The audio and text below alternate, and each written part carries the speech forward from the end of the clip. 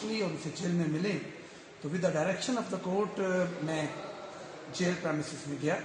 चीमा साहब से और मुसरत चीमा से मेरी अलग अलग दोनों से मुलाकात हुई।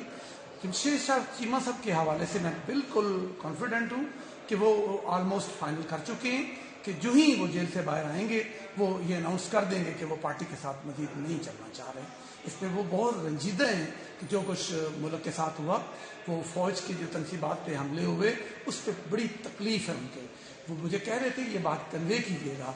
मैं सोच भी नहीं सकता कि मैं किसी भी ऐसे एक व्यू के साथ चलूं जिसमें एग्रेशन लेवल ये हो कि वो अपने स्टेट पे हमला करते।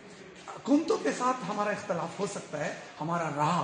मैंने अपनी ज़िंदगी में खुल के अपनी तकारीर में अपनी जहाँ भी बैठता था ये बात करता था कि हुकूमत से मुझे इख्तलाफ है, मगर मुझे स्टेट से जिसका मेन ऑर्गन फौज है, मैं उसके खिलाफ कभी भी नहीं सोचा।